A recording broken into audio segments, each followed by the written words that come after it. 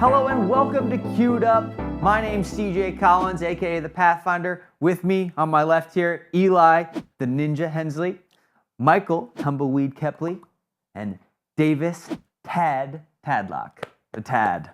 Dude, I love the Tad. Like, it's just a great gamer tag. I like Tadpole. Tadlock. Tadpole is such a good one. He's like the youngest one here. Like, Tadpole kind of fits, you know?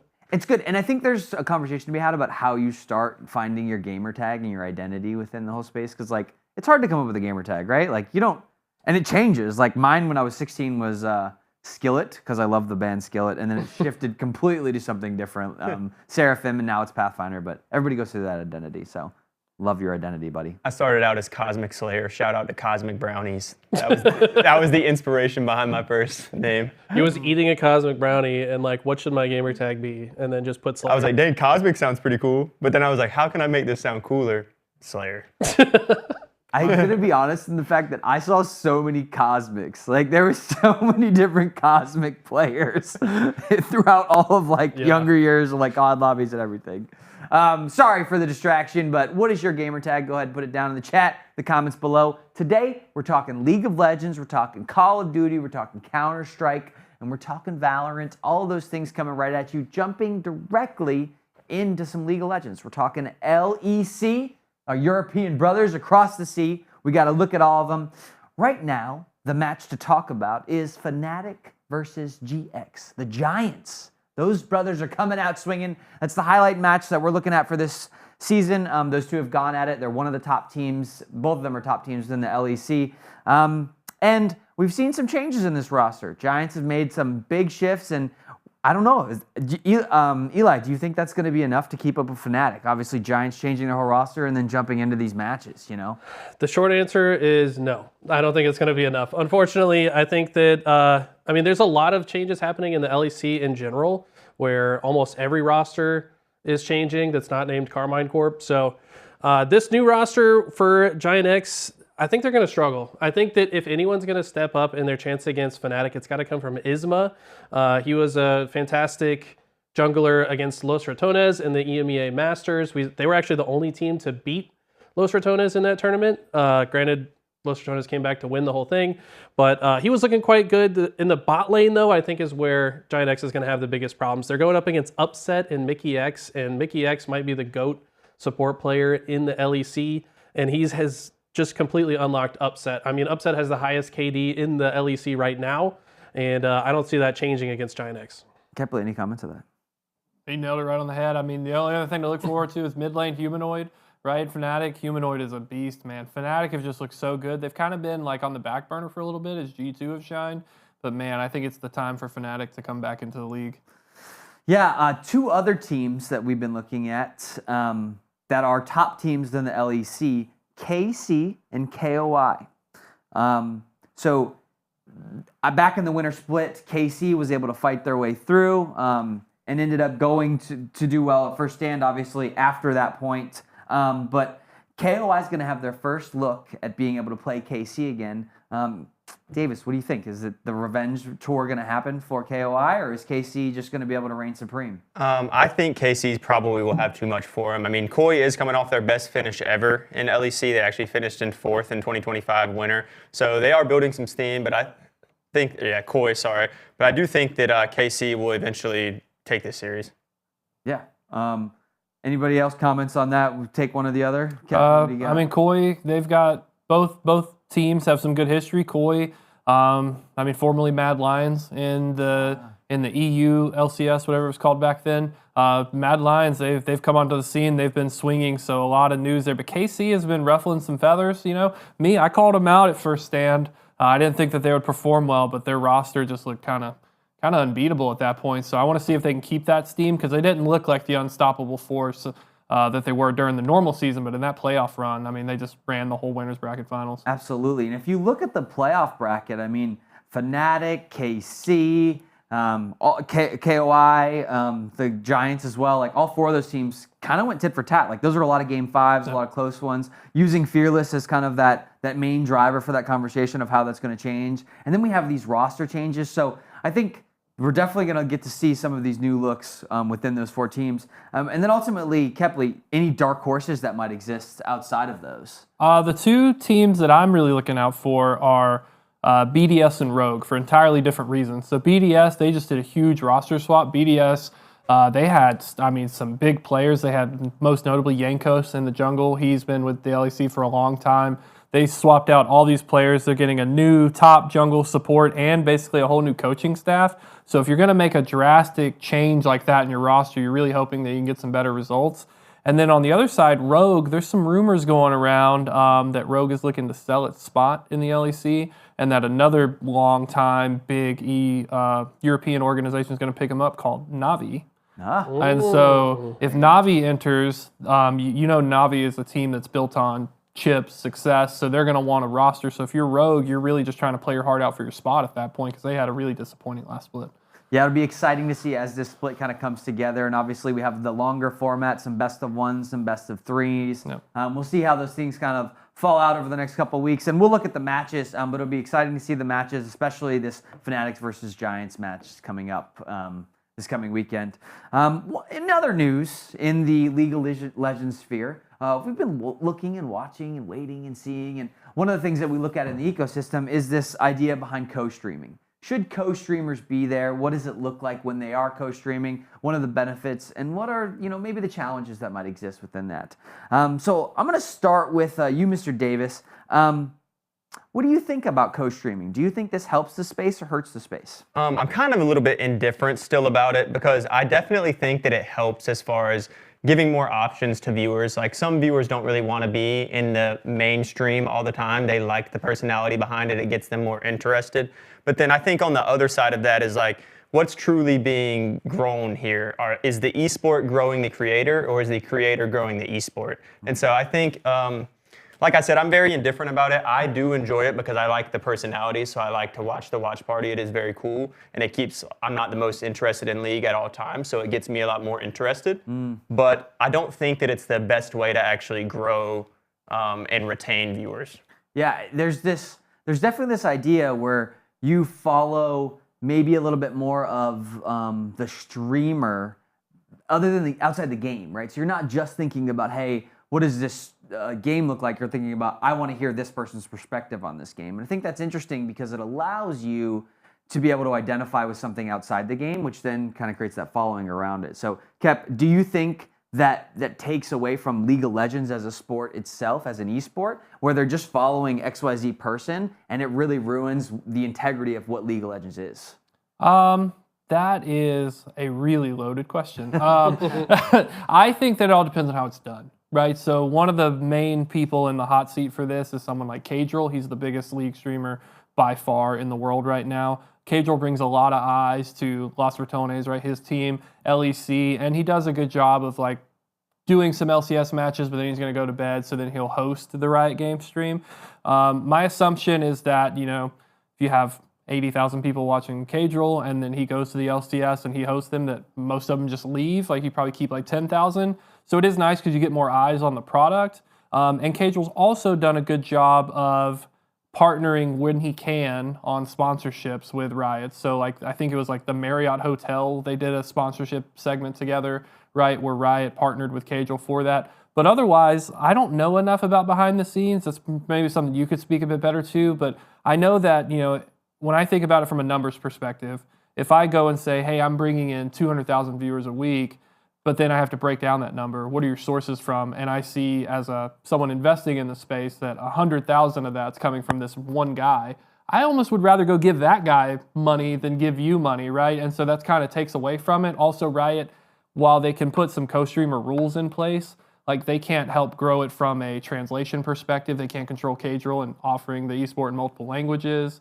And stuff like that. So it's funny because I look at esports different than a lot of folks. They look at traditional sports. I actually relate esports because I'm a big wrestling guy. I grew up watching that with my dad. Esports to watching how WWF back then to now WWE has grown, where it's a product that if I had co-streamers and I could watch wrestling with, Stone Cold Steve Austin's personality, right? And I never tune into the actual product, I probably never get as invested in it. I'm more invested in Stone Cold, right? But that product's grown so much that now they get so much money, they can offer it in 20 different languages, right? They can now create more jobs from that. They can sell bigger venues because everything funnels into the product and they can control it and tailor the experience for everybody a bit better there.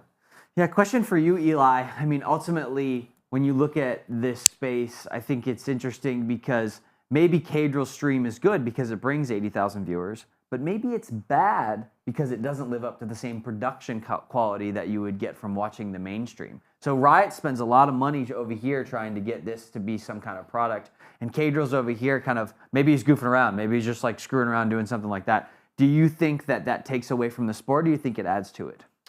It's kind of a complicated question for sure. I can see it going both ways. Like, I come from the Halo world where I cast on LVT. It's a smaller channel and a smaller esport, let's be honest. And it doesn't feel great when I look at the directory and Scump, who doesn't even play Halo, has 3 times as many viewers as we have on LVT. Sure. And it's like that revenue could be going to the channel that's actually putting in the work to make this happen and make this even a viewable experience in the first place. So it's frustrating in that respect. It's like I kind of wish that LVT, who is all grassroots, was able to get the extra funds from the viewership and ad revenue and all that.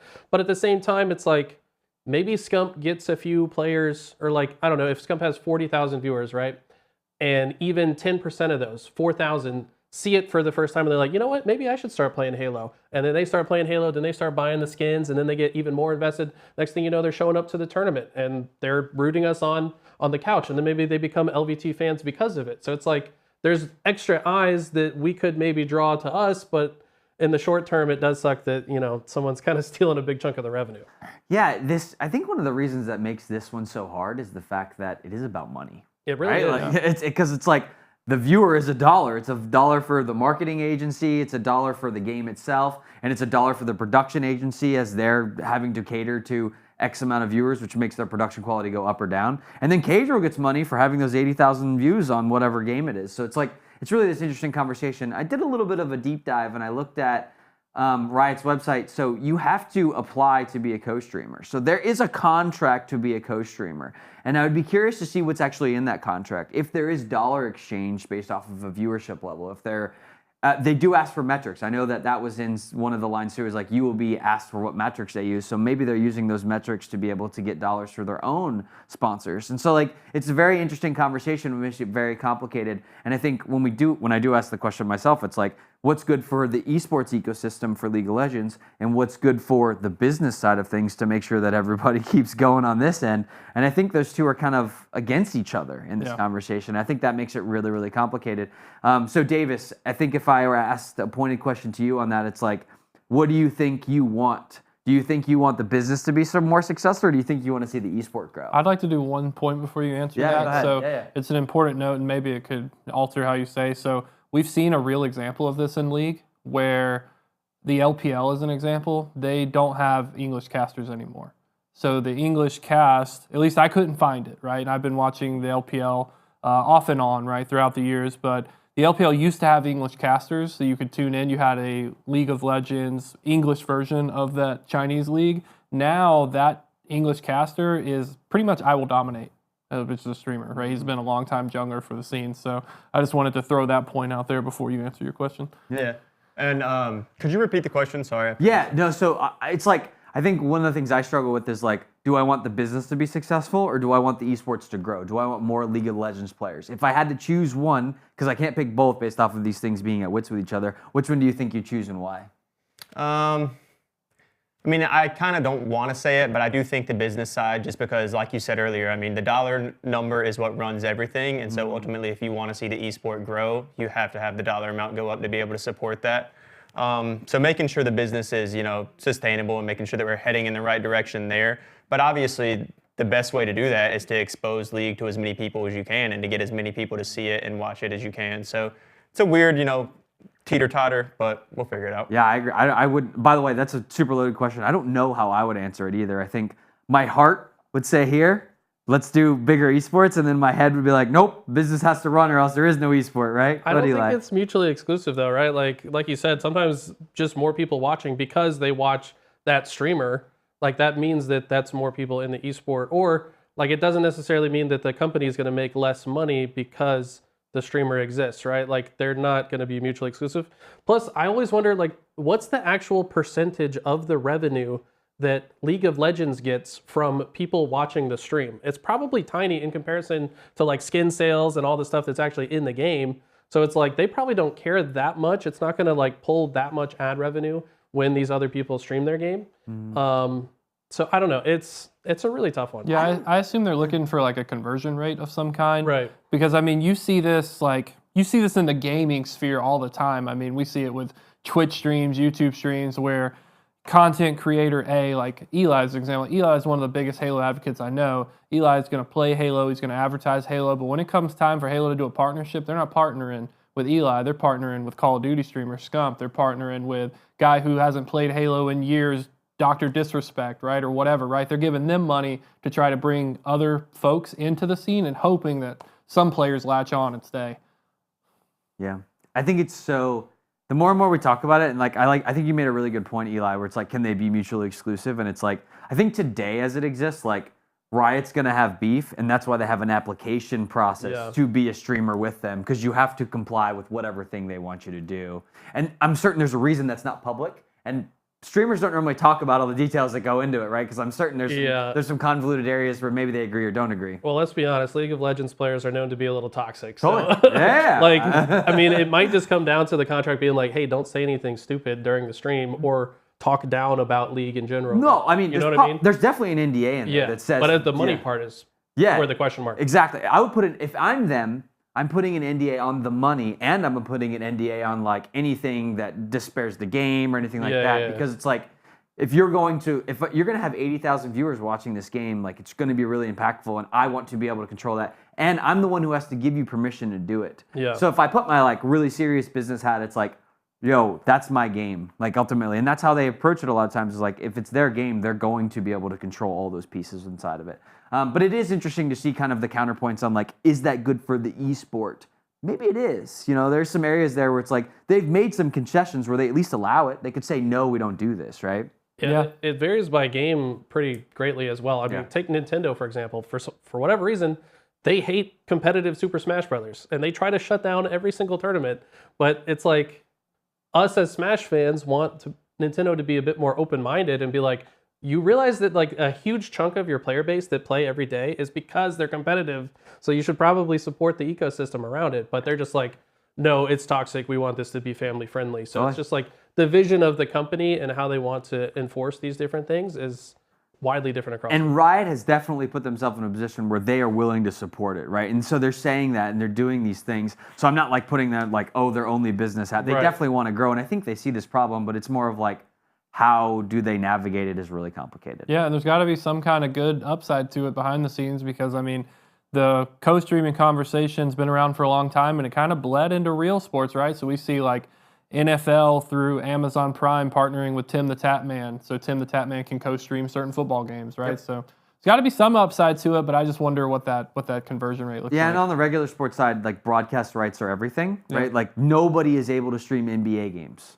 You can only go to one place to watch NBA games, right? It's exclusive, right? Like, and so like they could make that rule. Is it good or bad? You know, you could argue one way or the other, but some people have taken that other approach in even the regular sports world. So it's hard to know what to do, but it's changing. It is definitely changing too. Yeah. And it's awesome. I think that at least we're able to have an open dialogue about it as well. I think that's important. Sure. Cool. All right. Switching gears, going to the next thing, Valorant. All right. We've been looking at Valorant. The last couple weeks have started. Multiple different regions are going on right now, but we're going to focus on VCT Americas. Specifically, we're going to look at Sentinels. So we got Bang, we got Zellsis, we got Narrate, thank you. It's got the 4, so I was like, what the heck's going on here? Zekken and johnqt. And we watched them play against 100 Thieves this last week. Going into next week, they have another matchup, and they will be ripping and roaring. But I want to ask Kep, I want to dive into who this roster is. You know, what do they look like? What are they doing? Do we like them? Do we hate them? Was their win against 100 Thieves valid? Or is it kind of a fluke? You know, what's going on here? But ultimately, who is the top star in this team that's going to carry them to victory alongside of that question, which is who is this roster? I think that the easy, safe answer is Bang, right? Because Bang is coming in. He's been on a lot of good rosters. He's been in the scene, since the early days, like 2020. He's been hopping between like Phoenix 1, TSM, he was on 100 Thieves, and now he's come in to take the place of TenZ really and kind of lead this Sentinels team into the new era, so to speak, right? As the games get more flashy and new broken agents get added into the game. So I think that a lot of folks, whether he wants it or not, right now, eyes are on Bang. And Bang is, perceived to be the one that's going to lead this team, evolve this team, take them where they continue their dominant run historically over 100 Thieves, right? So every time you go into a game, the question isn't like, hey, is Sentinels going to win? It's, is Sentinels going to win and is Bang going to perform? Because he's going to be under that microscope. All right, I'm going to lob a flashbang up real quick. We'll just right-click it and say Eli or Davis. Disagree or agree on anybody? I disagree. Oh, disagree. Eli disagrees. What you got, buddy? I think Zellsis is the man right now. I mean, Zellsis has just been on fire. He's been making plays. If he didn't pop off in game 1 against 100 Thieves, I think they lose game 1 and ultimately lose the series. So I think Zellsis has been playing on a whole another level. I think Bang is a phenomenal addition to this roster, for sure. And he also, I saw a behind the scenes clip where johnqt, who's normally their IGL, was like, hey, Bang, I need you to IGL versus 100 Thieves because you know them, right? Like, he literally just played for this team. He knows what plays they're going to call on that map. And Bang's like, yeah, sure, I'll IGL this series. And then he obviously steps up to the plate and made some good calls for them to win the series. So I think he's a great addition. It also feels like he just kind of vibes with this roster really well. And any kind of vibe improvement is a net positive, even if the player might be slightly worse than the player they're replacing, in my opinion. But overall, I think Zellsis is still the superstar.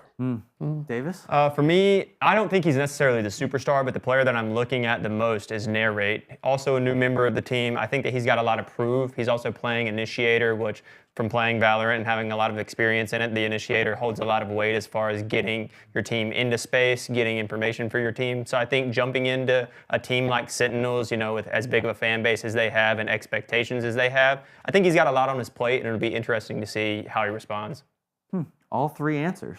Yeah, it's Crazy. Interesting. I think you guys lost root of the question who the star is, right? So I said it was Zellsis. You're making good debates for who players are, but when you go and you look at any team, right? You look at any roster, yeah, there's a lot of good players on, the Dallas Cowboys. But at the end of the day, the quarterback, not really the Cowboys, but typically the quarterback's the star of the show, right? That's where the pressure's at. Bang is the quarterback. In this case, the quarterback would be johnqt. He's IGL.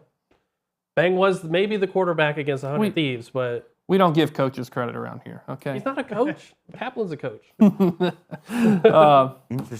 Interesting thoughts. It's crazy because I think we've seen plays from all of these. Yeah. They're all clutch. All of them. And I got to watch Zekken. I actually ran a high school league where he was a star. He showed up to multiple lands, and he smoked the high school space. And it was very obvious that he was going to play professionally at that point. So, that's a player that I've seen kind of grow, and it's crazy because he's always wanted to play professionally, and he's obviously made it and done it for a couple of years now. And so it's like seeing him invested in that way. But Zekken's a player for me, or that would be my clear pick if I'm honest. So we all have different picks. Yeah. What a good problem to have. Yeah, right? That's good though. That means that Sentinels are the real deal. Though, right? Well, which is crazy because I'm going to come to you with this, Eli, but ultimately they made it to Masters, but they lost to G2, and we haven't even looked at the G2 roster. So ultimately, do you think this roster with the addition of Bang is going to stand up to G2 in a different way? I don't know. I mean, I think it's a little bit unfair to compare to G2, who have historically been top 4 in many tournaments. They were not really expected to beat them, and they barely lost. They put up a good fight. So I'm not too hung on the fact that they lost that. And then the players admittedly said they need to learn how to have fun and play together. And I think that with Bang, like I said, he's a vibe check. He's improving the vibes of the squad. And if the squad can start having more fun when they play, I think they absolutely could even beat G2 now. So I think the roster has upgraded. Yeah, I mean, it's always been G2, 100 Thieves, Sentinels, right? As far as your key teams to look out for in Valorant. It's kind of one thing, but I don't know. I agree with you, right? I think that Sentinels could go a really long way here. They're keeping strong with the consistent narrative, beating 100 Thieves. Their group, they're fortunate they don't have to worry about G2 until later, right? So they're just in a group. They have to worry about, 100 Thieves and Loud, right? If I look at the list. They took down 100 Thieves. So yeah. Loud's the next big one, I think. Yeah. It's Loud, Crew. Who are the other ones? Evil Geniuses and 2 Game Esports. And 2 Gang. Okay, cool. So, Davis, I'm coming to you. You're looking at those groups. You're looking at Sentinels. Anybody going to take them down? Anybody going to win a series against them, you think? Well, my pick So as we said earlier, I think they've already gotten the big dog out of the way. I think 100 Thieves is the other biggest team in this group. Sure. But in my opinion, I think EG has got a chance. I mean, they had a really good game in their first match. Also, Crew is a team to watch out for, too. I think that's swapping a little bit. Maybe the powerhouses from South America are changing. An Argentinian team coming about now. Loud has been the primary team from that region for the last while, but I think Crew looks really good. But I don't know. I mean, honestly, the more I look at it, I do think Sentinels, I don't think it's going to be easy, but I think they could definitely go undefeated through this group with already beating 100 Thieves. So you think EG gives them a shot and Crew gives them a shot to take it down? Gives it a shot, Yeah, but I ultimately think that Sentinels will probably get the wins in both. There you those. go. Put your parlays out there now. You got the game 3s for those 2 matches, okay? Insider information. Hashtag legal, we are not gambling services, or something like that. He said as well. Yeah. You think any upsets in that group? Looking at it, Kepley or Eli? I think either Loud or Crew have a potential to upset Sentinels. That series, I mean, it's kind of weird, that series. I don't have a good pulse on Crew or Loud yet. I don't really know which team's better because it was like game 1, I dominate you. Game 2, you dominate me. And game 3, like, yeah, let's just tickle and one of us is going to win in the end, right? So both those teams did look really good, though. EG and 2G, unfortunately, I didn't get to watch that match. So, but I just go from the results that EG is the better team. Sure. But I'm just looking at the Argentine and Brazil team, right? That's what I got. Yeah, they have some unknowns around them for sure. Go ahead, Eli. Yeah, I think that maybe you guys are going to call me an expatriate for this, but I believe in Brazil. I think Brazil's going to have a great year. I think that the Loud, MIBR, and Furia rosters are all really strong right now. Yep. And I think the country as a whole is like really rising to the occasion, and they're a very passionate group of people. They're going to really have their backs, and I think that's a lot of momentum behind you representing your country. And like, I think Valorant has quickly become Brazil's favorite esport. So it's going to be exciting to watch Loud. I can get behind that. I mean, they're off to a terrible start unless you're MIBR. Right. So hopefully they can catch a little bit of Brazilian fire. It's still early. They're figuring it out. Jumping to maybe a different topic and switching gears a little bit, we were looking at the viewership from week 1, which is interesting because we just had this conversation on League of Legends and viewership and what it looks like. But ultimately, I thought it was really interesting, Eli. The G2 match had much more viewers, almost 50,000 more viewers than the Sentinels 100 Thieves match. Why do you think that is? I think it's a timing thing. Furia is a Brazilian team. This match happened at 5 p.m. Eastern. All the Brazilians are probably watching. G2 is a huge international team as well, not just in America, but also in Europe. So I think that's just the fan base and the timing of it ultimately led to them having more viewership. Sentinels versus 100 Thieves is like, maybe you're wondering why that wouldn't get more viewership because those are also 2 huge teams, but they're mostly American focused, right? Like, I don't think the international scene cares as much about them as we do, and the international appeal is what brought the extra viewership. Yeah, and I mean, just going off that with like the 100 Thieves Sentinels viewership, right? I mean, just looking at that, I don't really feel like VCT was advertised very well, right? It never like, is. Yeah, like I don't feel like I really, if I didn't talk to you guys, I probably have no idea what's going on, right? So it wasn't showing up in my YouTube algorithm. That's where I've been trying to watch all my esports now. So, and I don't frequently go to the Riot Valorant website, of course, but I just think that there's a lot of conditions there. But the biggest point that I want to drive home is what he's harped on a few times now is I just think Brazil is carrying this esport right now. I mean, those guys love this thing. Yeah, it's interesting. I think behind Sentinels, 100 Thieves, and probably G2 are like the ones to watch, right? And after the Masters event, it's like G2, everyone's behind Jogamo. I feel like it was Jogamo. It's like, who is the real MVP? It was Jogamo, right? And so when you look at this, it's really interesting to me that the Sentinels 100 Thieves match didn't pop a little bit more. Davis, any clue why you think that was? Is G2 too big for it, or just something else going on, you think? I really don't know what it was. I honestly expected this match to be one of the most popular matches. It's very shocking to look at this graphic and just see the numbers. But I think it speaks volumes, like they said. I mean, the South American scene, all top 3 games have a team from either Argentina or Brazil, and 2 out of those 3 games are just teams from that region. So I don't know, maybe it's some marketing, maybe it's advertising that maybe the North American organizations or the league isn't doing very well, but something's going on in South America. They got it figured out. Yeah, I'd love to know if these numbers factor in co-streaming as well, because Tarek, as an example, like he typically co-streams all these matchups and he's affiliated with Sentinel, so I can't imagine that unless he was like on a streamer vacation that he wasn't co-streaming this to pump the numbers up. Yeah, I would imagine co-streaming numbers are definitely in there, and VOD/live, so that'll be a number that rises over time just because of the VOD piece of it. If I was going to bundle a marketing deal together, I'd throw that in there. I think the question, I'm going to come to you, Kep, and I know I switched gears a little bit on you guys, Dave, but ultimately, I think the question becomes, what's a number that's sustainable? Because when I look at that number, 250,000 plus viewers, that's actually a pretty good number. Like I mean, it's not amazing. It's not the Super Bowl. It's not 20 million views or whatnot, but like, still pretty good, right? Yeah. Do you feel the same or different? Yeah, I mean, I think that there's a lot of conditions there. Like it's an opening week group play. Right? No one really cares about groups, honestly. Like as hard as it is to say, people are going to tune in for the big majors there. Same thing with like Counter-Strike. Typically, people don't care about the week to week. They just want to tune in for the big majors, see the big teams play. So I think for just to have a $250,000 just on casually on a Sunday afternoon, right? I think that's pretty chill, and I think that they can keep growing from there. And hopefully, we start to get a good storyline with some of these teams and inflates that numbers. But you really need that personality to draw them in there. So you want someone, like a TenZ or like a Tariq historically that can bring a lot of eyes there because they have good personality. So it gives you something to root for. I think it's all uphill from here, man. Yeah, Davis, what do you think? Numbers looking good, looking bad? I think they look good.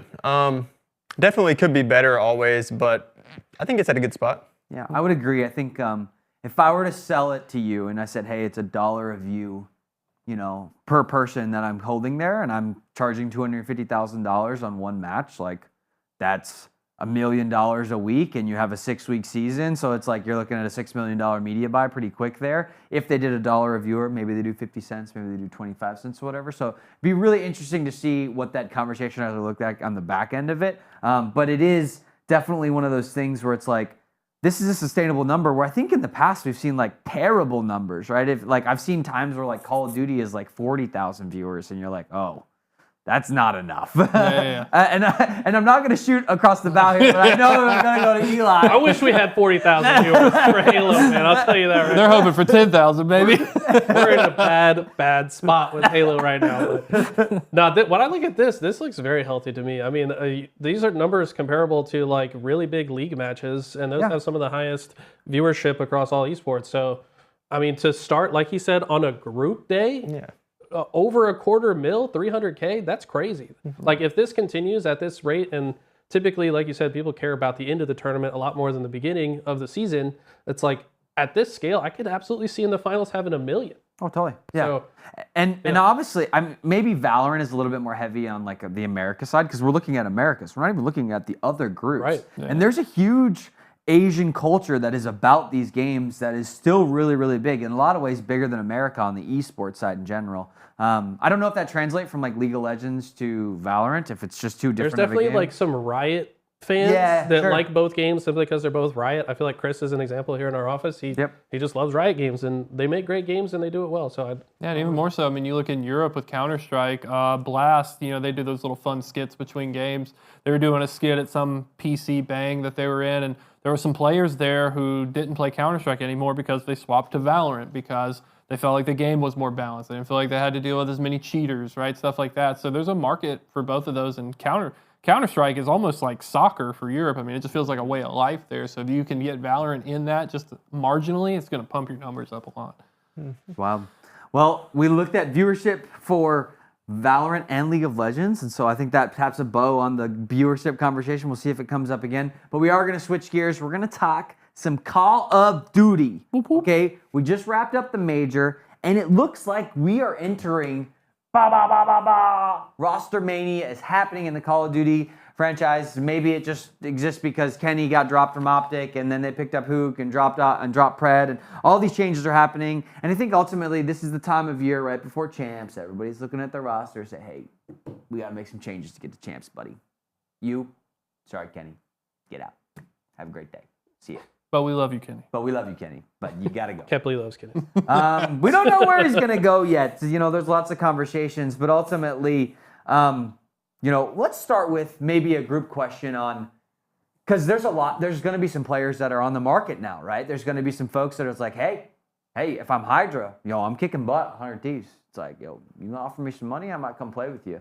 So the question and I'm going to start with you, Mr. Hensley. Mr. Ninja himself. Who do you think was an impressive player from the major that you liked, that you think could go on the market and somebody may pick up at Snag? I mean, Thieves severely underperformed, right? And there's a lot of very good players on that squad. So I don't know if they're upset and say, you know, my team sucks on LAN. Like, maybe if I am Hydra, I'm going to take an offer. But it all depends on how the player feels, you know, how much money they're being offered by the other organization. I think a player like Thieves on Ultra was like kind of carrying that squad through several 3-0s that were unexpected.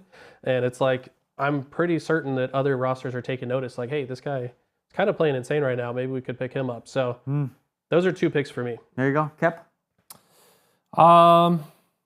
Man, I know he wasn't there.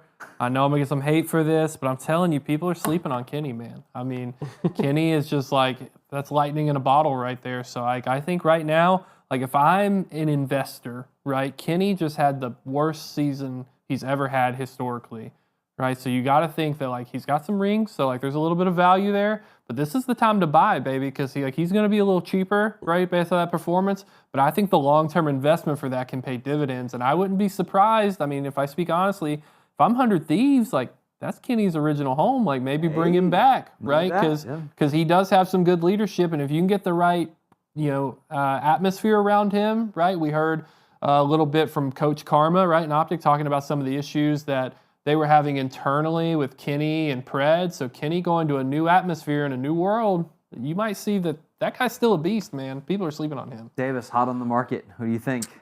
I'm not so sure about hot on the market yet, but after his performance at Major 2, definitely could be. But Dan Ghosty, I'm a big fan of him. I actually used to compete against him in the College COD League, so I know he's a great player.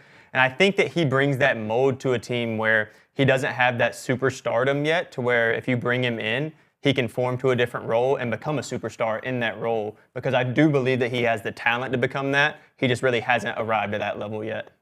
That's interesting. You guys like have kind of gone the 100 Thieves route. It's like, yo, I think those guys are thick as thieves. Like, I don't think they're breaking up. They're probably not breaking up, but you're asking who's the biggest market. That's true. And everyone's got a price. Well, I mean, that's true. And right now, that is the super team. And so, like, hey, I don't know what the contract looks like, but if there was a contract to be had, that's kind of the way you're going. It would be interesting to see. Yeah. And I skirted the question. I did someone who didn't compete, but if I'm looking at like the absolute hottest player to me on the market that competed there, I mean, I'm wanting to buy Neptune.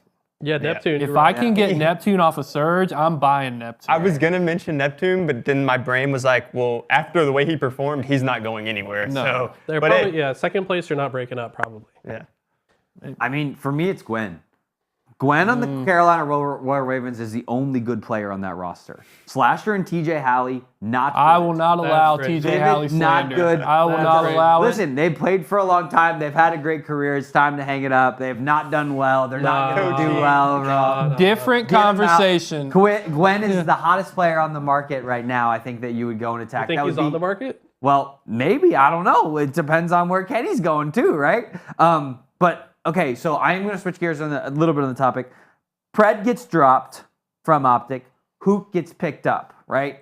Pre-Hook, before Pred got kind of picked back up and then dropped again, like, OpTic was doing well, right? With Kenny. Kenny was not doing well on that roster. But ultimately, is this the right move? There's so many changes. They add Skyz. Is Skyz going to work well with Hook? Like, I have no clue. Kepley, what do you think? I think that it, from what I understand the situation to be, I think it is the right move, right? So what Coach Karma is talking about is that they want to try to highlight and improve their S&Ds, right? Their S&Ds are a problem right now.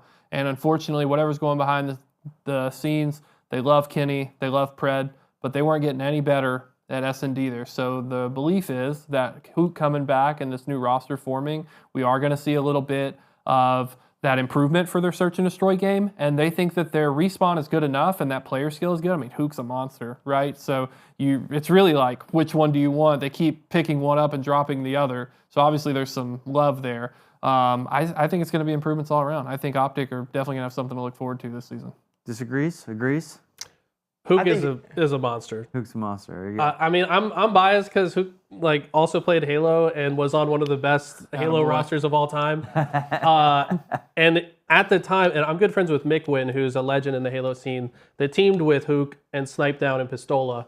And that team won every tournament for a whole year. And Gwinn said that Hook was undoubtedly and objectively the best player at the time. And that's really impressive to say. And Hook had only been playing for like a year at the time. Yeah. Like he just seamlessly switches back to COD, and he's a beast in that game. He's a savant of FPS, in my opinion, and this is an absolute upgrade for this. Well, and you're talking about pairing him up with Shotzzy. Yes. Who, like, Shotzzy has almost the same resume. And From so, Halo, like, yeah. Yeah, and so, and obviously, Pred and Shotzzy were not vibing recently. Right. Not a good thing. So Hook coming back in, I think, is definitely a great thing for that dynamic duo. But it is, like, the Skyz conversation is weird. Like, I don't know where Skyz fits in, too. Yeah, that's where it gets a little bit It's like, strange. I feel like Skyz gets drops and gets picked up, like somebody else goes there. Like, it's so odd that you add him as an AR with that group. It's like, did they not know Skyz was coming and then they picked up Hook and then they needed an AR for the event, now they're looking again? Or is it like, are they definitely committed to Skyz? What do you think, Davis? I think there's some stuff going on behind the scenes that they're not letting know. I mean, obviously the Has coach to or be. whoever isn't going to be coming out and just saying their issues, but something's got to be going on because to me the moves, I mean, some of the moves do make sense. Like I do like the Skyz move personally because I'm not a big fan of having 4 superstars on the same team. I think I saw a lot of problems watching their play from having that.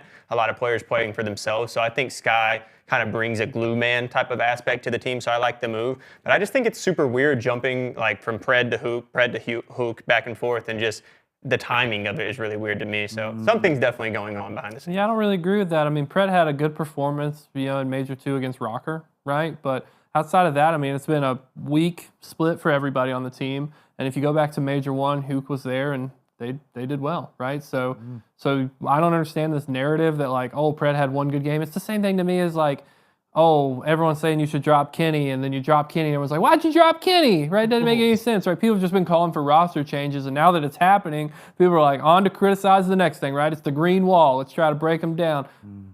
The green wall stays strong, baby. Together we stand, together we fall.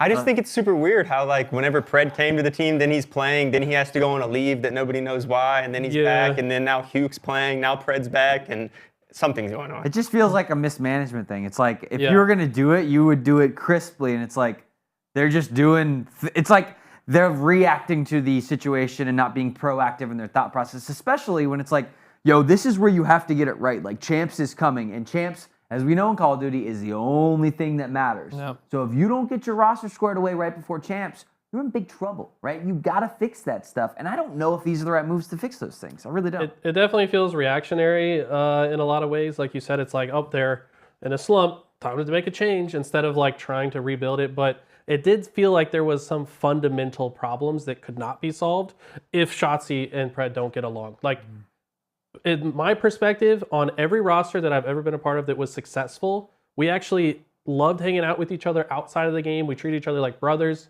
And if you're inside the game and you don't think that you vibe with your homie, are you really going to go out of your way to save their life in the game? Probably not. To bounce off that, I don't have the clip with me. I wish I had it to show right now, but I did see a clip a few weeks ago of it actually Shotzzy spectating some Pro 8s that were going on and Pred was playing. And Shotzzy makes the comment, spectating Pred, that I don't really think he knows spawns. So, like, if he's making that comment, if he's making that comment and that's his teammate, I just think that's super crazy to say. That's really bad. Well, yeah, and remember, we have the same clip. I'm pretty sure it was Pred was asking Kenny where the spawns were, right, in the clip. And maybe it was a meme, right? But, that's when you start to get into those dynamics. Well, speaking of Kenny, I'm going to switch gears on you. Where's Kenny going to go? What's the deal, huh? Yeah, so the rumor right now is that Carolina and Royal Ravens might want him, which... Yeah. To be honest, I see that being a win-win-win-win for both parties because Carolina clearly has a lot of talent. They've been doing really well. They can drop SlasheR and TJ Halley right now, and not a problem. Well, the rumor is that he would be replacing Vivid because he's the IGL. So, like, Kenny coming in with his leadership, I think could maybe bring even more out of the potential of these other players. And I think Kenny himself would play better because he's got a new surrounding. You know what I mean? It's a fresh environment. He can kind of reinvent himself. He was very public in saying he's been playing the worst COD that he's ever played. And I think we all agree. But it's kind of like he can only get better from here. And I think, squatting up with these guys could be what he needs. And I also think when he was playing for OpTic, there's a lot of pressure on his shoulders. Sure, OpTic is a big family and like the Green Wall supports you and everything, but still you feel the pressure that results. This is what OpTic does. OpTic wins. And so I think going to an organization like Carolina Royal Ravens, it gives him a lot more comfortable to be able to build this team, like you're saying, instead of just instant results. Well, I mean, truthfully, it is a rumor. Like, we don't know, right? Yeah, it is a rumor. Yeah. So it's like, and if I'm Kenny, I'm fielding offers from anybody, right? Especially because he said that he wants to play. He wants to go play somewhere. So it's like, there might be some other shifts that are happening behind the scenes. You just don't know it as it kind of falls. Kep, I haven't come to you. What's up? What's the deal? Kenny, Carolina Royal Ravens, or you like him somewhere else? This is not going to be a good answer, probably. Kenny said he wants to play. I think Kenny takes the short break. Right? COD refreshes every year. You spoke honestly that you didn't feel like you were playing well. Hex has spoken that you mentioned that you wanted to step down because you feel like you were underperforming. Like, you're Kenny, man. Like, just take 6 months off till the next COD, come back in that next league swinging, because Kenny is built on championships, and I don't think that Kenny should rest on his laurels and go, like, no offense, Carolina Royal Ravens, some hometown love, but like, I don't want to go play for a team that's about vibes. I don't want to go play for a team that's not about winning. I came from 100 Thieves. We want championships. I came from OpTic. We want championships. I want to keep that same spirit and have that fire in me, and I just need some time to reset for that. I love that. Yo, go onto the beach for like 6 months, or Yeah. go race the Crim Six. Go whatever you're gonna do. The passengers Go make- Reset. Forget about this. Go hang out with Scump and do some podcasts talking about Call of Duty, man. Like you said, you know he can do it. He's got the talent. Yeah. Reset. Agreed. The other one that we've seen news on, there's a once again the rumor mill. The rumor mill's everywhere. All right, you guys out there on the internet, okay, the rumors are going on, and you gotta go in the comments. You gotta tell us the rumors you're hearing. But the other rumor I got here on my sheet: RCDs to Minnesota. What do we think about this? I think it's a really good move. I think Rocker has some really good talent on their team. I think they're lacking leadership, and I think RCDs definitely brings that. He's got tons of experience. There's really not another player in Challengers that can even mimic the resume that he has and just the amount of games that he's played as a professional. I also think he's very hungry. I think the last 2 seasons haven't gone nearly what he would want them to have gone, or how he would want them to have gone. And I think he's ready for another chance. And I also think, this is rumors through the grapevine and stuff that I've just heard over time watching COD. I've heard that his personality has been kind of something that's gotten in his way on other teams. But I think coming back into the league now, being that IGL, being that leader for this team, can really give him a stable position. And I think they could catch fire with him. Wild. Okay. Paul X probably going to be the guy that gets dropped on that roster if they go that direction. Okay. But here's another scenario that I could throw out for you guys. Maybe Carolina Royal Ravens drops Gwinn. Okay, and they decide that they're going to not be in the league at all. They just go, and then he becomes available.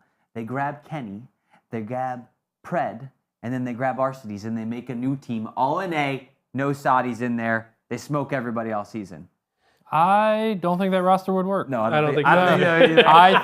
I think we would see RCDs and Pred stand up and have a fist fight on stage. I think that's what would happen. I think that those personalities are very brash from what I hear, right? They're very hurtful to each other, so that's just asking for conflict. I don't know, man. Like, this is my hot take. RCDs has been around. He served his time. His personality gets in his way. Like, move on. There's great talent to invest in, but RCDs is starting to get to that point where he's going to age out, right? So I'm looking not at the number 1, maybe Challengers player, but I'm looking at number 2, number 3, number 4, right? Who else can I bring in that I'm not going to have to deal with that turmoil? I want to invest long-term, not short-term. Well, the other rumor out there is that this is happening, that the Falcons potentially are picking up an NA roster. There's a bunch of leaks on Zuma's channel. You can go check them out yourself. But, like, who are those players that they're going to redo this, right? And that's why I said there's a bunch of these conversations. The other thing in recent news is that Super does replace Lucky on Miami Heretics. I don't think this is surprising for all of us. I think that Heretics roster does need some changes. I don't think this is enough, if I'm honest. I don't think they're just one. We'll see what happens. Yeah, we'll see what happens. And so this is one of those smaller changes. But interesting, lots of things to change. I'm expecting Monday this might even be a completely different conversation based off of the news that comes out. and as they get ready, because there's nothing going on in Call of Duty this weekend, but next weekend the season will start back up and we'll start to get those matches rolling and we'll be covering those. So if Call of Duty is your favorite, go ahead and put it in the comments below. Closing out any Call of Duty comments as we go to the next thing. I just think any of these rosters that are struggling right now, just keep your eyes open, because Rostermania, when it's in full swing, you might catch a loose superstar that's floating in the ether. I think the teams are going to look very different by the time next weekend rolls around. I agree. Yeah, and I love that the majors, we get to see the top 5 teams feel really close to each other, and I just want that to keep growing. So I hope that these bottom teams make good changes to keep that competition fierce. Absolutely. Cool. Next thing on the agenda, the favorite, the best. We saved it for the last because we know you wanted to see it. Counter-Strike. The playoffs. Say it for me, Eli. The Blast Lisbon Open. The Blast Lisbon Open playoffs are on their way. We've got 6 teams in our finals. Vitality, MOUZ, and G2. No, I'm sorry. NAVI, Spirit, and Vitality on one side of the bracket. And then MOUZ versus G2 are going to play Eternal Fire on the other side of the bracket. Can I just say Eternal Fire? Are you kidding me? Where'd they even come from? They just showed up and they smoked everybody. They're the 1 seed on the bottom side. We're going to see them play Vitality in the end is what I think. But it doesn't matter what I think. I want to know, Eli, what do you think it's going to take for NAVI to take down Spirit? It's going to take a lot. I'm going to be honest. I did some research. NAVI versus Spirit, they've played 9 times since the beginning of last year. NAVI have won twice, but in each of those times, JL had an outstanding performance for NAVI and really just rose to the occasion. Also, Donk was popping off in some of the series, but not all of them. What was really impressive to me, though, looking in the stats, was NAVI did take down a Spirit on Dust 2, which is one of Spirit's best maps. I mean, they have something like a 90% win rate on Dust. So to be one of the small group of teams that have taken them down on that map in particular kind of stands out to me. And in one of those 2 wins, they won Dust. So I think that if NAVI has a chance against Spirit, they've got to win Dust, because they typically, even when they lose it, they play them close. And I need to see JL step up. Also probably need to see someone like Magix or Chopper go pretty negative and have a bad series. So it's kind of like you need to be playing your best and you need Spirit to not perform. Absolutely. Okay. That NAVI roster is so good, right? Yeah. It's going to, you want to root for them, right? That's how you feel. But I don't. They beat Mongols. Yeah, I don't want to root for them at all. Let's talk about Mongols then. So, Davis, who do you see making it to the grand finals? I heard you say it earlier. I'm the same page as you. Eternal Fire. I think Vitality is kind of like they're going to get. It's a shoe-in. They're going to get there. Someone beat them, please. But Eternal Fire has caught fire. Haven't lost a match throughout the entire tournament so far. So yeah, that's my prediction. Kepley, looking at the bracket, who's our dark horse? Who is here that shouldn't be here, but we want him to win anyway? And why is it G2? I do think G2 is a good dark horse. I think it's NAVI. I think NAVI has the recipe to beat Spirit. MOUZ is showing the formula to beat Spirit, and I think teams are going to start learning from that. I think you can see that Spirit, perhaps from the rapid pace that they're playing a bunch of games, that's taken a toll on these younger players. They did get a nice break here, right? So if you are going to have to shine against Spirit, right, you're going to have to upset that momentum a little bit. But I think NAVI, they're really the team that doesn't deserve to be here. Eternal Fire just looks too good, right?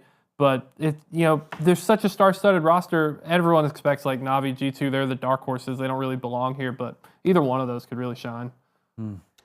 I mean, G2 typically relies heavily on Monacy. Let's be honest. Kid is insane with the op, and he's actually having a great tournament. He didn't have the last couple of tournaments his best performance. People were starting to ask what's going on with Monacy. But I mean, this tournament he's dropping plus 18s, he's dropping plus 20s. The kid's a beast. So I think that G2 really do have the bigger upside, in my opinion, between G2 and NAVI. But I'm kind of in the same boat with the Vitality Eternal Fire. I think what's exciting for me, though, is I think Spirit will beat NAVI, and then we'll get to see Spirit versus Vitality, which we haven't seen, I want to say, in 2 or 3 months. So it'll be exciting to see how those rosters stack up. And one thing that's working for Spirit is they haven't had to play for 4 days now, which I think is the longest break that they've had in matches for over a month, because their schedule is so insane. Yeah, I think that Navi or Spirit have the potential to upset Vitality, so I'm not like locked in. Like Vitality should be there, but I'm also like, you know, I see reasons where Spirit could beat Vitality. I also see how Navi could beat them. You know, everybody knows I call Mongols the top 3 team, and so the fact that Navi, like last time they met in the best 3, Mongols got that edge, right, and then this time Navi took the edge. So like, in my personal opinion, Navi's up there in that conversation there where they belong. I think they could upset both these teams. And I'm kind of on that same page with you. I think that the 2 sides of the bracket for this playoff are kind of skewed in my opinion. Like I think from this bottom side, Mouse, G2, Eternal Fire, really Eternal Fire is the only team that strikes me right now to be able to upset Vitality. Versus if you look at the top with Navi and Spirit, I think either one of them really realistically could take them down. No. From a viewer perspective, I think what will happen, that would be the best case scenario, is that Spirit beats Navi, they go and beat Vitality, and then we get to see the Mao's Spirit rematch, right? What's going to happen, and I'm going to flip this stupid table over because I'm going to have to watch it again, is that Vitality is going to make it to the finals, and so is Mao's, and we're going to have to watch another 3-0. Yeah. And that's what happens every time these teams play each other. Mao's cannot beat Vitality. Just knock them out of the tournament. I don't want to see it again. I'm done with it. Yeah, it feels like Mouse is better than everyone but Vitality, right? So they always find a way to win, but I'm locking it in. I think the finals is probably going to, realistically, right, if I was going to bet money, I think the finals is going to be Spirit and Eternal Fire, and I think that'll be a banger. Heck yeah. I hope you're right. I hope so too. Hope that You would bet money on that? I think that's insane to bet money against Vitality making grand finals. Do you realize that ZywOo is the second coming of Simple? Like, the guy is without a doubt the best player, in my opinion. So Yeah, but he's not Donk. I mean, Donk is second to Daewoo in my power rankings. I think it goes ZywOo, Donk, m0NESY as the top 3 players in the game. I would agree with that. If we're putting money on it, there's no way Vitality doesn't win this. Right. That's They're what I'm saying. 14-0. They're going to They've smoke lost one everybody. game in 2025. They lost one match. It was against Eternal Fire, though. Yeah. Which makes this exciting for me because I think that if Eternal Fire get the run back, they actually have the best chance to beat Vitality than anybody else. I think Vitality just has such that mental edge riding this streak, and like you just said, Eternal Fire knows they can beat them. So we'll see what happens. Yeah, but Spirit's a team of emotions. They come off with a win in Navi, especially if Mouse beat G2. Well, then you're looking at a storyline where Spirit, they want to get to the finals so they can get revenge on Mouse, and Donk is going to make sure that happens. Donk can carry teams, man. So, I mean, I agree. I agree. was the one singing his praises in the few. I mean, all I know is this is actually really exciting for me because I think this is going to be some of the best Counter-Strike we have seen all year by a wide margin. These teams are getting so close together. There's so much history between it. It's going to be an emotionally charged set of matches, and I'm going to be watching every single one. Hey, I will too. I will be there with you. Navi and G2, okay? Probably a little bit of underdogs when we're talking about this bracket. Yeah. A little bit. kind of crazy to say. Navi have been in a slump. They have not done well. Eli, is everyone else just better than Navi, or do they just suck? They certainly don't suck. I mean, they made it to the grand finals. I want to say 7 different tournaments last year, 7 different S tier tournaments, but they have yet to like get into the top 4 this year. It's bizarre, right? I think that it is a mix of other teams getting better, and maybe they are just kind of having a rough patch, and it feels like they're having trouble closing out the games that matter. They're like losing to the clutch factor of the other team. Maybe, you know, from how much success they had last year, they're getting a little bit lazy and need to work a little bit harder on their strategies, which tends to happen, I think, across all games, not just Counter-Strike. It's like once you get to a certain level of success, it's hard to like wake up and be driven to like improve every single day, and it kind of feels like that's where Navi's at right now, in my opinion. Hey, I want to see him win. Okay, I like that team. I like watching that team. Alexi B is my boy. Yeah, okay, I'm Alexi good. B, Great to watch interviews with. Overall, good personality, great player. Love watching them play. Davis, coming to you. G2. Are they just relying too much on m0NESY over there, buddy? Do they just have all their eggs in one basket and it's not enough? I don't necessarily think they're too reliant on m0NESY, because the reason I say that is because you actually see a lot of different teams that are kind of going towards this, supporting their best fragger. Vitality with ZywOo, Donk with Spirit, also Xantares for Eternal Fire as they continue to gain some momentum. So I don't think they're necessarily laying on him too much. The one thing that I really noticed from watching their games recently is Snacks has been really underperforming.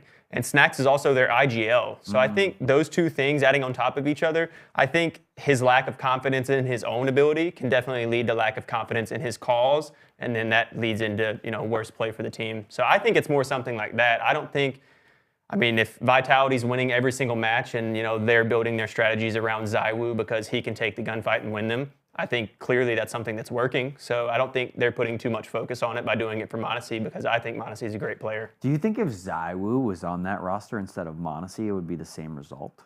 Yes, I do. Because they're like the same player, right? Like just looking, you Both switch them operas, out. yeah. They're both like a mobile opera. They're pretty aggressive and they make plays when they need to make plays. And they both get very good kills. Like they're both insane. It's not like ZywOo's not just like killing everybody. He doesn't have like a 3.0 KD. I think his is like a 1.5 and m0NESY's like a 1.34. So when you put it in those terms, it's like it's the other players on NAVI. Yeah. Or not NAVI, but on G2. G2. Yeah, it's just m0NESY's supporting cast or not doing supporting cast stuff, just like Vitality's supporting cast, which is, by the way, crazy supporting cast. Like they're really good or just showing up and doing the thing. G2, NAVI, higher upside, Kepley. Who's got it? I think overall higher upside. That's a tough one. I see a lot of potential in G2. A lot of that is driven by m0NESY, right? But NAVI, man, there's something there, right? It's just like you're waiting for that spark. So I think I'm a little biased, right? Because I've got a longer understanding of G2 as an org and what kind of the expectations are. I remember watching League of Legends when G2 was born, right, as an org. So now you look to how far they've come, and that same kind of tradition has been branded in there for championships. Even going back to 2015 now, it looks like in Counter-Strike, they've been doing really well in the league. So overall higher upside, I'm leaning on G2, but both of these, they both have so much potential, they just have to tap into it. Both sleeping giants. Yeah. Sleeping giants, that's right. So there's some other teams in this that didn't make it, and we want to see them. Some FaZe, some Mongols. Those are the two that definitely stand out. M80, Astralis, yeah. Like just these teams, some of them are like the giants that should be there. That's like, what in the world? I'm looking at Eternal Fire. Why am I not looking at FaZe? Right? I don't really understand what's going on. And I know, Kepley, you're a huge fan of the Mongols. So why did the Mongols not make it? They fell to NAVI, they fell to G2. Two teams that maybe aren't as deserving as them in some ways. I think that we're seeing an evolution of the league, and Techno, who's typically done really good for the Mongols. Last time Mongols met NAVI right at the last event, I can't remember the name of it right offhand, but it was the same story, right? It was Mongols versus NAVI. It went to game 3. Mongols edged them out, but it was a close matchup. That matchup could easily win either way. And this time it just happened to go the way of NAVI. And I think that, to me, right, I'm constantly praising that if Mongols all show up and they all play well, right, that they're a top 3 team, well, then NAVI was able to be a top 3 team. So then you start saying, well, who can NAVI upset, right? And so that's kind of the storyline that I'm carrying forward as my understanding of Counter-Strike as I grow. So I'm really looking at NAVI to start putting their name in the hat to upsetting a Spirit or to upsetting a Vitality. I think the Reign, right, Vitality is a little hard to say, but Spirit's Reign, for example, with Donk, I think that's kind of slowly coming to an end. And now it's how can all the teams catch up to Vitality, right? Absolutely. Good. I think it's really interesting, Mongols right now. I feel like they're the hardest team to pinpoint exactly where they rank because they did beat NAVI and G2 in the last tournament and now lost to those same two teams. Now, the sports betting apps, if you looked at NAVI versus Mongols in the last tournament, NAVI was considered the favorite. Mongols beats them. Going into this tournament, now they consider Mongols the favorite and NAVI beats them. So the sports betting has been completely backwards as far as the odds go. But it's like, I just need Mongols to be more consistent. I agree with you. I think they have an extremely high ceiling, but they haven't reached a way to consistently play at their peak. And I think they do rely on a player like Techno kind of coming in full force and hitting those insane flick shots that we know he's capable of. So I'm curious to see how they bounce back from here and if we'll see them maybe in the finals or top 4 of the next tournament. Yeah, the roster is, overall relatively young. Yeah. Right? So they have a lot of room Still to grow. learning. And they don't have to worry. It's kind of the advantage, right, of them being a team that their government supports. They all live together there. They're all, I think Mongolian would be the right They term. have their sensei. I guess. Yeah. But they all speak the same language, whereas a lot of these other Counter-Strike teams, they're much more blended, so you kind of have those communication breakdowns, French to Spanish, et cetera, what your natural language is. So I think they'll get there. Davis, when is it time to make a change? Are we looking at roster changes? If you're FaZe, if you're Astralis, if you're the Mongols, what's going on? Yes, I think another one to throw in there is Liquid as well. Oh, yeah. Because I think the 2025 season is well underway now. These teams will definitely start making the moves. Astralis is one that I'm really looking at too. I mean, this was a team that last year, they were coming, they actually won an event last year, but top 3, top 4. So the team that last year was actually really good, and to see them finishing where they are now, something's got to be done in that roster. Another one I'm looking at was FaZe. I actually have heard, I don't know if this is, I wouldn't call it a rumor yet because I haven't seen any like actual reliable source saying it. This is Inception, right? We're just placing the yeah, idea this is me placing. You're planting the seed. Yeah, but I did see this on Reddit from just like a random person that was talking about it. But m0NESY possibly going to FaZe. I don't know if I see it happening because at the beginning of this year, m0NESY was actually approached by Falcons to come over there and join Nico, and allegedly he did come out and say that he did receive an offer, but ultimately did not take it, so he stayed with G2. So the only thing I think is if FaZe is going to pick m0NESY off this team, they better come with some deep pockets because he's not looking to go anywhere. If Falcons offered him a contract and he didn't take it, I would be very surprised if he took it with FaZe. But I do think that his style would fit very well with Kerrigan as an IGL who likes a very mobile opper. He likes his stars to have freedom and go get kills for his team. So I think it could be a good fit. I just don't know if I'm super sold on it yet. I mean, you got to think about it from m0NESY's perspective too. He's a young superstar. Probably grew up watching players like Kerrigan, maybe looks up to Kerrigan. I mean, the guy's a GOAT IGL, yeah, right? And he might think, oh, wow, my hero might want me on his team. Like, he might actually take that leap just because it's somebody that he's looked up to and maybe always dreamed of playing with. Mm-hmm. I think right now, if I was his, like, agent, I'd be like, nah, don't do that. Like, just stay with G2 because he's doing great things with G2, and I don't think he's fully fleshed that storyline out. Mm-hmm. But I also wouldn't be that surprised if he did hop aboard FaZe with a big check associated with it and get into the team with Kerrigan. So. If I'm his agent, I'm saying one thing: FaZe up, baby. Get over there. It is like the cool org for the young kids, right? Yeah, man. I mean, just what comes with it, right? The notoriety. FaZe has this huge reputation. I mean, in Call of Duty, they've expanded into other esports now, like Valorant. You're gonna see. You see this dynasty grow here. I mean, Kerrigan is such a big name in the Counter-Strike scene. Like, I'm coming in this season fresh, right, with Counter-Strike, but I know who Kerrigan is, right? Yeah. And that kind of speaks to, his growth, right, as a leader, right? He's transcended esports. He's something that comes up in casual conversation. Man, m0NESY, go learn from the GOAT. FaZe up, baby. That's it. They got 13-0'd on Dust 2. Yeah. He's not wrong. Your team is currently still in the playoffs currently, and you're joining a team that was... They lost to Virtus Pro, who didn't make it to the playoffs. It was pretty bad. It was like Virtus Pro also had a bad tournament, but FaZe lost to them. And it's like... Yo, if I'm FaZe, it's going to... And then at the interview, I don't know if you guys saw the interview, Allegiant's like, oh, it's been hard to play because I've been moving. And it's like, yo, bro, like, this is your full-time job. Like, I don't care if you pay somebody to figure out you're moving. Right. Fix the game. Like, what are you doing? And their schedule is insane, though. Yeah. I also was going to say this, because I think it holds merit to the conversation we just had. I mean, m0NESY was just playing with Nico when he was on G2, sorry. Yeah. Nico goes to Falcons. Falcons offers m0NESY. m0NESY turns it down. So Nico... I mean, I'm not saying he's as good as Kerrigan, but he's the same thing. Veteran player, a lot of prestige. They already had a previous relationship, turned down the offer. So I think it'll take a lot to get m0NESY off G2.